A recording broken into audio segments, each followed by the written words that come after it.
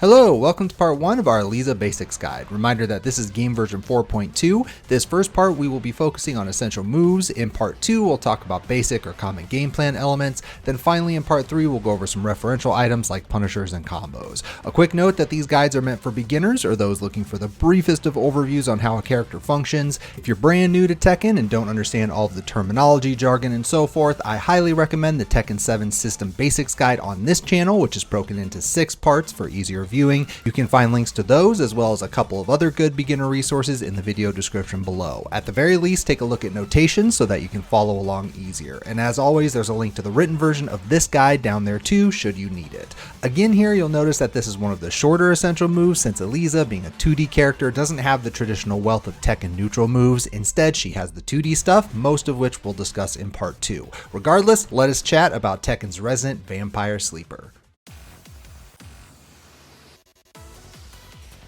As usual, we will save Eliza's stance, Moonglide, as well as her special moves for part 2. Both are important but deserve more attention. Note that if we mention a move that can link to a special, expect us to chat more about that in part 2. Same goes for jumping.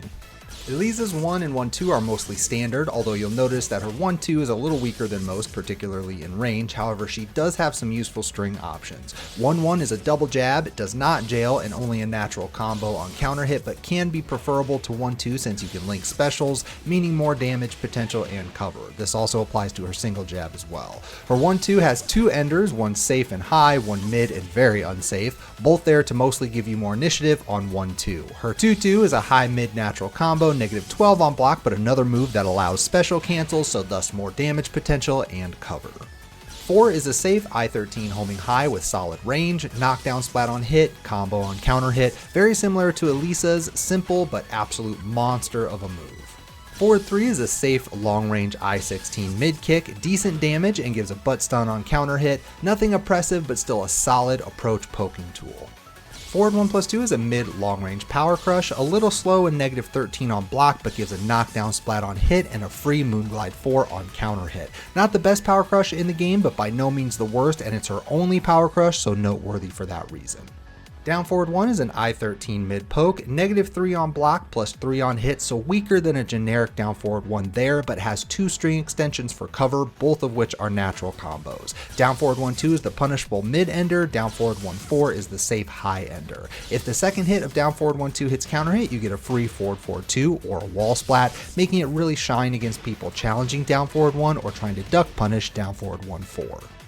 Down forward 2-3 is an I-16 mid-mid launch string, very risky on block but noteworthy as a punisher since you don't have a hop kick or any similar easy quick launch, so this is what you'll primarily use. Down forward 2 by itself is a safe mid if you feel like using it as a poke. Down forward 3 is a safe low crushing homing wall bouncer with nice range and pushback, a little slow but checks off almost every other box, so it's a really strong tool particularly near the wall. Down forward 4 is a safe I-12 mid poke, fairly generic but still a nice, quick, simple poking tool. Eliza's crouch jab is notable because she can link specials from it. This makes it nice as a punisher but also gives you some more initiative as an interrupt tool since her specials can interrupt block challenges, which can yield sizable reward. Down 3 is an I-15 high crushing low poke, another move you can link specials from. Just like Akuma, on clean hit you get free follow-up specials, typically heavy dragon punch with no meter, so this gets scary when you're at that range, and it can get bonkers with meter, especially if you're at the wall. Down 4 is an I-20 high crushing low sweep, plus 5 on hit, combo on counter hit, very similar to Lars's down back 4, so extremely unsafe, and since it's right on the border of being reactable, it is risky. However, Eliza does not have many low moves, so it's something you gotta use sometimes, just be smart with it. Note that you can do down 1, down 2, down 3, and down 4 from full crouch, which is very useful. Back 1 is a safe I-14 mid poke, back 1-2 is a mid-mid counter hit launcher, -13 on block, but you do have a third hit for cover which can knock down splat. It can be stepped right and it's punishable on block, but therein lies the mix. Either they have to try to punish back 1-2 and potentially eat a third hit, or they have to try to punish the third hit and then let you get away with back 1-2. Really strong string, something you'll see Eliza players use fairly often. Back 2-3 is a safe high-mid natural combo. Back 2 is an I-11 start, so this is basically a beefed up normal jab string. If the second hit connects counter hit, it yields a combo, so really good reward there. Just be careful since back 2 has weak range and no tracking. Back 3 is a safe I-16 high, most useful for the chunky enders, of which it has 2. Back 3-1 is your safe duckable high, Back 3-4 is your unsafe mid. Both can splat, so very dangerous at the wall since Back 3 has pretty decent range. Back 3-1 in particular is worth the occasional use, even in the open. Forward 4-2 is a safe I-14 rangy power mid with nice pushback, knockdown splat on hit. If you do not hold back on hit, she will automatically go to her sleep, which builds meter. This was buffed in Season 4 and we'll talk more about it in Part 2, but this is definitely one of her best moves in general. Forward 4-3 is an I-16 homing high, knockdown splat on hit, 2 enders, both natural combos. Forward 4-3-4 is your safe high launcher. Forward 4-3-3 is your unsafe chunky mid ender, which can also juggle if you have meter. Forward 4-3 alone is -10, but because of those enders, it's rare you'll get punished for it, so although it doesn't do much damage, it's not terrible just to use forward 4-3. Otherwise, a lot of Eliza's move list is steppable, so forward 4-3-4 is a major deterrent. Just be careful since again, both hits are high. While Standing 1 is a safe I-14 mid poke, which can link to specials, including Light Dragon Punch, which makes it a launcher on hit, although it of course comes with the risk of getting Light Dragon Punch blocked. Tracks well to her left, but most useful for that ability to link specials.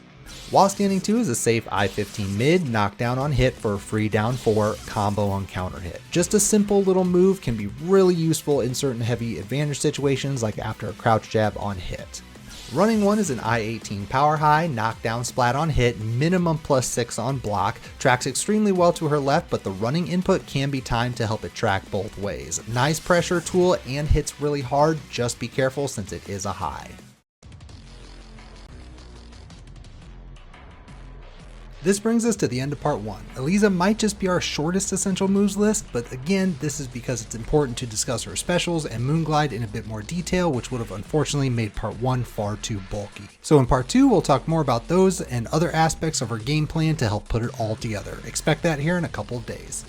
And with that, thank you for checking out this video. Don't forget to like and subscribe here on YouTube. Also be sure to turn on notifications if you'd like to get alerted as soon as a new vid is uploaded.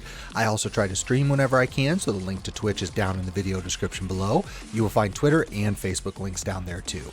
Lastly, special thanks to our 3 patrons, Tato, Apples, and Overhaul. That support means a lot. Patreon is definitely the best way to support your favorite content creators, and the more support the channel gets, the more content I can afford to do. Stay safe everyone, and we'll see you next time.